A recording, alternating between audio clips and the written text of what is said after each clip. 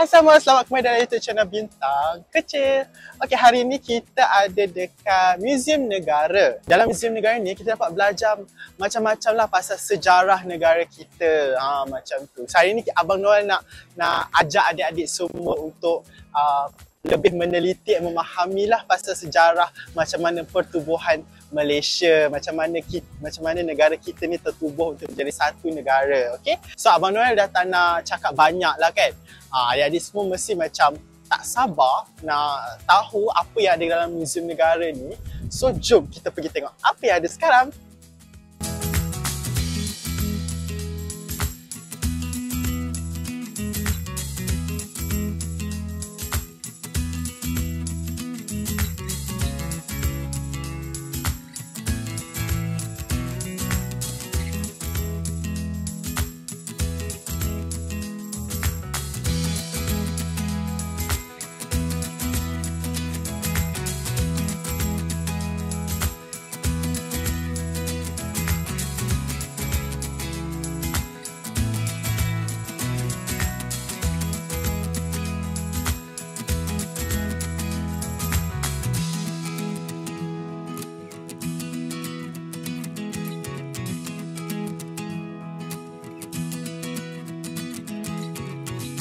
Okay, so sekarang kita dah masuk dalam Museum Negara.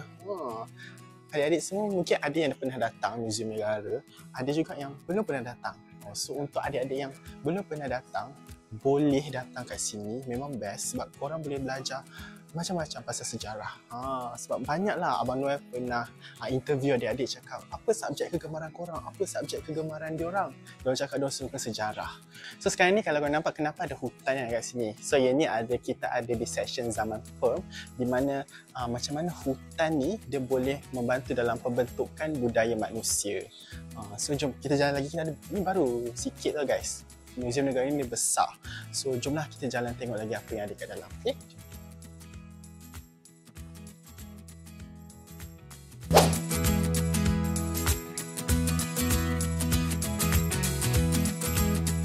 Sekarang kita ada dekat section zaman Paleolitik.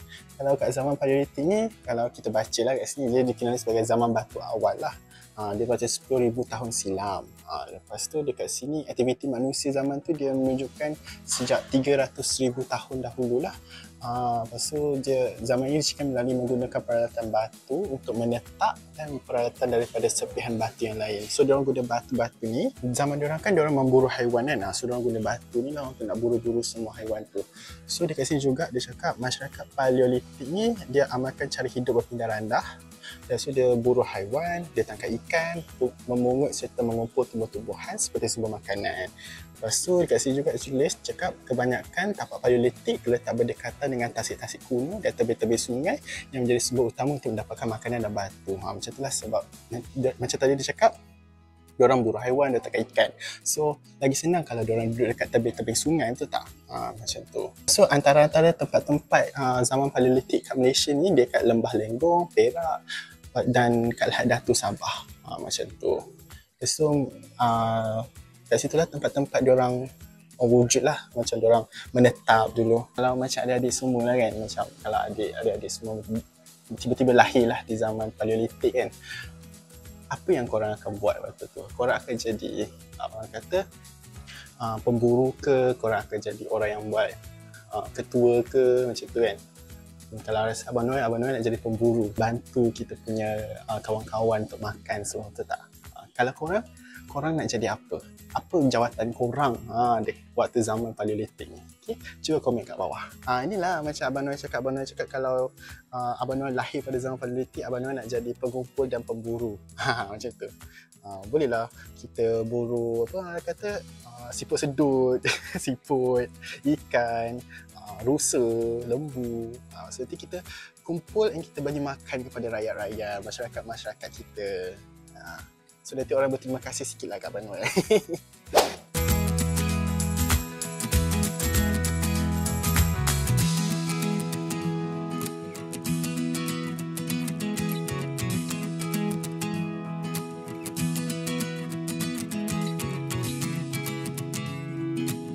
Okay, so sekarang kita dekat zaman Neolitik pula. Okay, zaman Neolitik ni dia macam lebih orang kata advance lah daripada zaman Paleolitik tu, sebab zaman Paleolitik tu macam pertama. So, zaman Neolitik ni pula dia macam evolusi daripada zaman Paleolitik.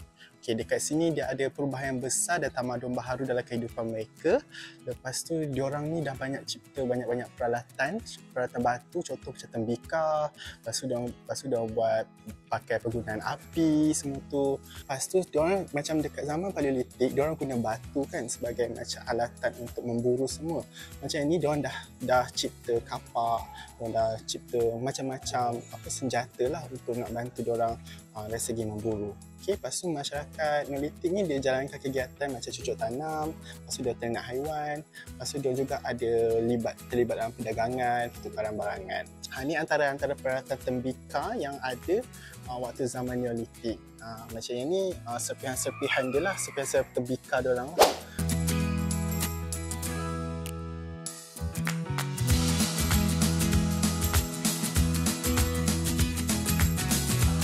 Okay, kat sini kalau korang nampak ini yang macam replika lah. Replika orang-orang zaman dahulu lah. Macam ni. Kalau adik-adik semua kan, ada zaman waktu ni, macam ni lah adik-adik. Mungkin adik-adik waktu kecil umur 12 tahun, 11 tahun macam tu dah pergi memburu dah. Macam tu. Dah tolong lah kita family, masyarakat untuk cari makanan semua tu. Pergi memburu dekat sungai semua tu. Okey, kalau adik-adik semua nampak kat sini kita ada satu family lah. Macam satu family. Tapi apa yang abang pelik lah kan, kenapa yang kat situ dia macam sorang-sorang? Adakah dia baru lepas kena marah dengan mak dengan bapak dia, so dia pergi merajuk? Adik-adik mungkin ada yang macam tu kot. Mungkin ada, kalau adik-adik kena marah mungkin macam tu kot. Ni mesti tak bawa balik makanan lah ni. Sekarang kat zaman gangster, so kat sini dia ada macam scan me tau. Kat scan me ni, kalau korang ni, dia akan tunjuk macam ni lah. Dia akan bagi tahu antara orang kata informasi-informasi lah pasal contoh, pasal loceng gangster ni. Dekat sini dia ada tulis lah. Korang mesti tanya kan, loceng gangster ni untuk apa? Bila korang scan tu, korang boleh nampak. Kat sini dia akan bagi tahulah apa benda loceng gangster ni, kegunaan dia, apa yang dia apa digunakan untuk apa, semua tu.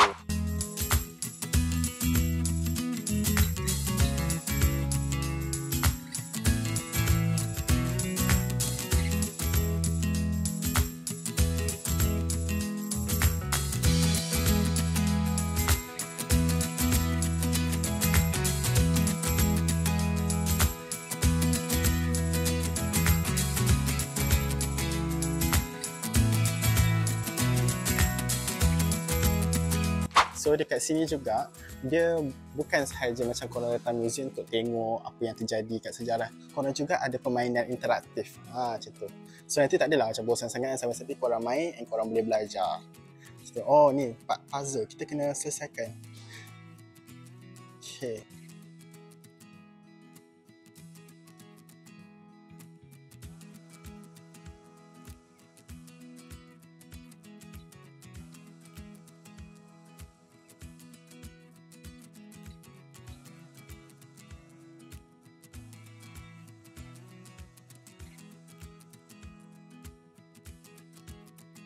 Oh, dia kena betul-betul.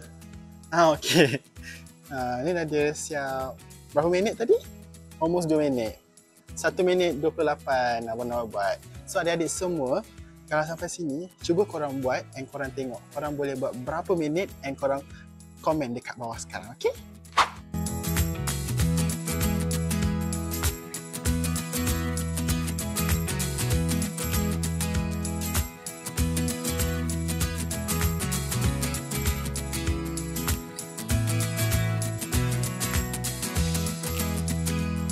Okay, kalau korang nampak ada 2 binatang ni kan. Actually, binatang ni adalah mata wang tau. Kat sini. Sebab apa? Dia dipengaruhi oleh kepercayaan dan pemujaan pada zaman dahulu.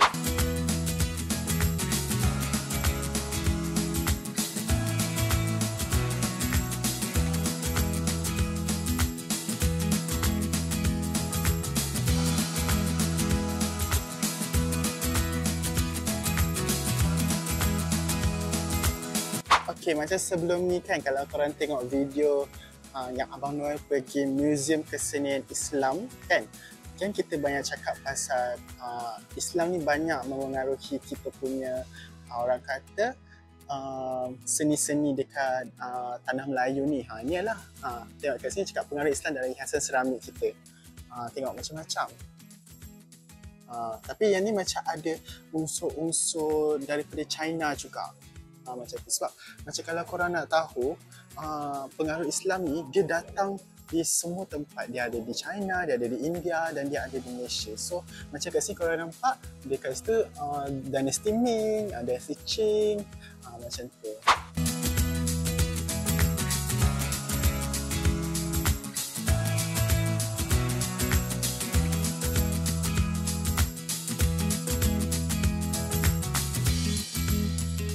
Okay, dekat sini kalau korang tengok replika ni, dia tunjukkan macam peristiwa pengislaman lah Raja Melaka, iaitu oleh dari Syed Abdul Aziz. Dia ni merupakan seorang ulama dari Jeddah. Lepas tu dia bawa pengiring dia lah, macam ni dia bertiga ni macam tu. Lepas tu disebabkan detik-detik ni lah bermulanya kegemilangan Melaka sebagai sebuah pusat untuk penyebaran agama Islam yang tersohor di Nusantara. So kat sini adik-adik semua tahu tak ini apa? Ini adalah rempah ratus yang adalah dekat tanah Melayu. Ini merupakan jadi salah satu produk perdagangan yang paling utama lah waktu dekat Melaka dulu. Kita selesai pergi galeri A dengan galeri B, sekarang kita pergi galeri C iaitu era kolonial. So jom masuk.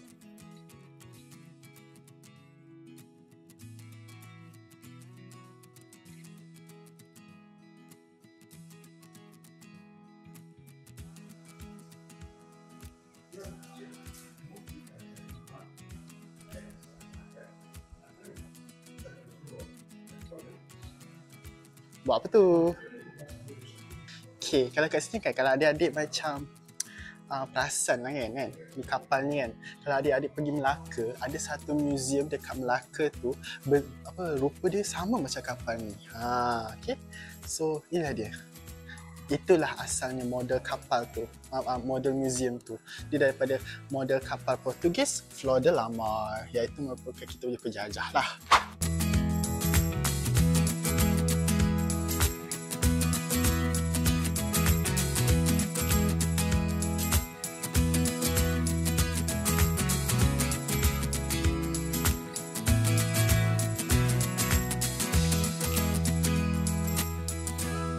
Okay, kalau adik-adik semua nak tahu, ini nama dia bunga emas. Ini adalah ufti.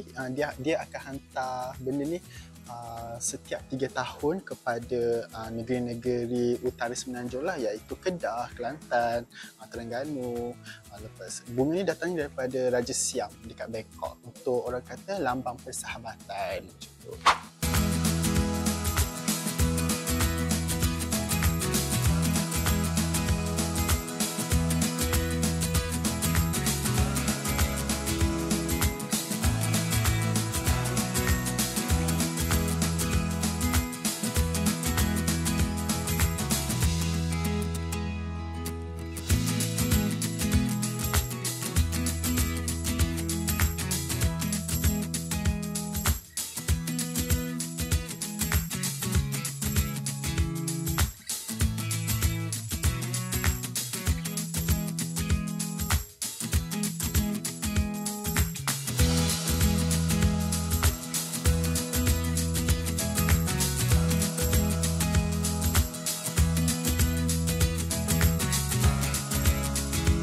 Tadi kita dah masuk galeri A, B, C. Sekarang kita masuk galeri D.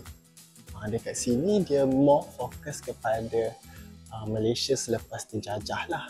Macam tu. Kat sini dia tulis cakap pasal peranan golongan berpendidikan agama dalam pergerakan kebangsaan. Semua peranan-peranan yang membantulah dalam kita untuk capai kemerdekaan tu. Kat sini korang boleh tengok lah macam tokoh-tokoh lah yang macam membantulah dari segi kita untuk dapat kesedaran untuk nak merdeka macam tu. Kat sini peranan guru-guru dalam pergerakan kebangsaan ni macam diorang ajar lah macam tu. Kalau korang tengok kat sini, ini adalah macam maktab perguruan Sultan Idris ni, dia dibuka oleh kerajaan British untuk dia nak latih lah guru-guru lah untuk sekolah-sekolah Melayu semua tu. So guru-guru Melayu ni dia dapat pendidikan daripada maktab tu untuk mainkan peranan penting lah dalam membina kesedaran dan penyebaran semangat nasionalisme dekat dalam kalangan orang Melayu macam tu. Tengok, peranan seorang guru ni memang sangat-sangat penting lah waktu kita, orang kata waktu dalam nak dapatkan sifat nasionalisme tu. Macam inilah, macam kita, cikgu kita mengajar kita ilmu. So dekat sini guru kita, guru ni dia ajar kepada anak-anak yang kecil ni, macam adik-adik semua, untuk macam kenapa pentingnya sifat patriotism, macam mana pentingnya untuk kita dapatkan kemerdekaan tu untuk negara kita. Belajar elok ya.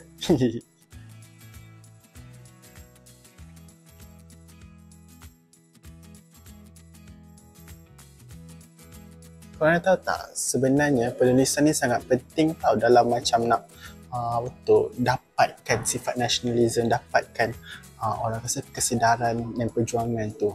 Sebab apa? Sebab bila ada penulisan, orang baca, orang akan cakap, oh betul lah macam ni. Sebab ini macam satu penyebaran lah. Macam kita nak bagi tahu lah rakyat-rakyat, kita nak sebarkan, nak bagi tahu, oh kita kena buat macam-macam ni. Sebab apa? Sebab ni semua-semua. Macam tu. Antara salah satu macam akhbar yang pertama, nama dia adalah Al-Imam, yang diterbitkan pada 1906. Macam tu. Tengoklah, ini antara macam orang kata penulis-penulis, tokoh-tokoh macam tu lah.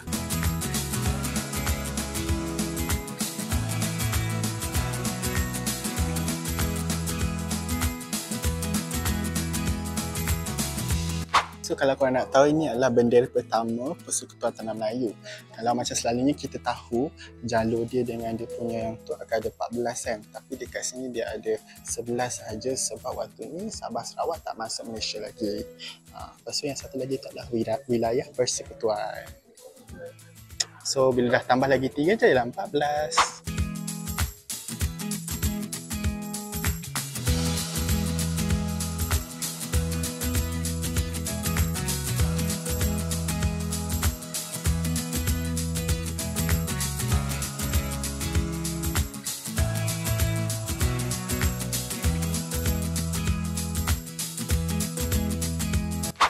Korang tahu tak, dulu sebenarnya Singapura ni dalam Malaysia tau. Lepas tu pada tahun 1965 dia isyaratkan untuk pisahkan diri daripada Malaysia. Okey, kalau macam adik-adik semua tahulah kan, kita dekat Malaysia ni kita ada 14 negeri. Kita ada Selangor, Johor, Perak, Sarawak, Sabah. Dan macam-macam lagi lah Abang Noel nak cakap tu dah lupa. Tapi dari satu negeri nama wilayah persekutuan. Okay, Abang Noel nak tanya adik-adik semua lah kan, wilayah persekutuan tu terdiri daripada apa? Cuba komen dekat bawah sekarang.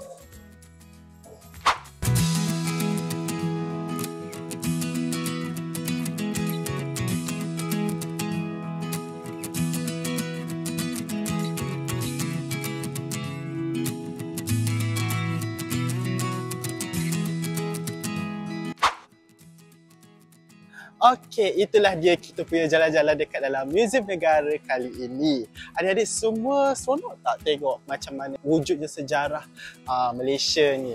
Daripada zaman Paleolitik, zaman purba, lepas tu pergilah zaman peperangan semua tu, dan sampailah kita merdeka. Adik-adik semua seronok tak dengan BK Explorer kita kali ini? Kalau seronok, stay tune untuk episod seterusnya. Dan jangan lupa like, share, komen dan subscribe YouTube channel Bintang Kecil. Okey, itu sahaja semua. Bye-bye.